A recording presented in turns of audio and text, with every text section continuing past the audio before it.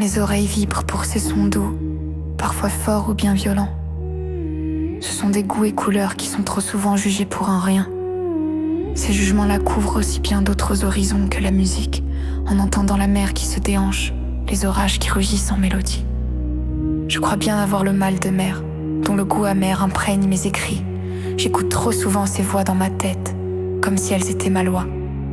Je me demande parfois si l'être humain fait vraiment partie de moi ou pas. Tout me submerge, ces doutes, ces regrets, ces peurs même durant mes rêves. Dois-je me réfugier auprès de ces dieux face à ces mauvais temps qui courent?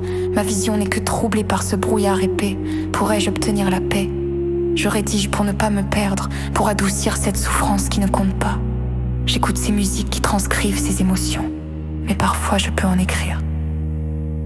J'en ai plus qu'assez d'écouter sans cesse ces adultes qui veulent m'apprendre la vie, ceux qui me dictent ce que je suis censé dire ou faire. Allez bien tous vous faire maître.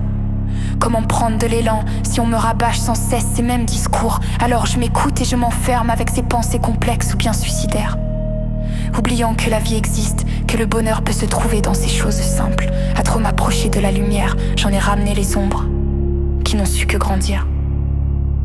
Les années passent, et plus je ressens cette haine qui prend de l'ampleur, en ressentant une haine envers moi-même, bien plus que pour l'espèce humaine, détruisant cette belle planète par ce gouvernement qui ne veut que voir ses profits.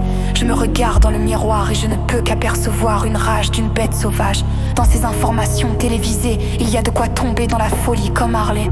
Je me demande ce qu'il reste de positif dans cette vie, quand le Joker avait tout prédit. J'aimerais tant changer ces lois, appliquer tant de leurs soi-disant promesses, mais il n'y aura plus de justice sans verser des larmes, sans verser du sang dans ces manifs. On rêve de villas, nous vivons dans des taudis. On rêve de paix, nous vivons dans ces guerres. C'est la vie qui nous s'achève par cette réalité-là, qui est bien plus brutale qu'une fatality. Observons ces riches qui en vivent comme des rois, c'est aux pauvres qu'on s'en prendra. Plus je m'écoute et plus j'aurais voulu ne pas naître, ne jamais rien connaître.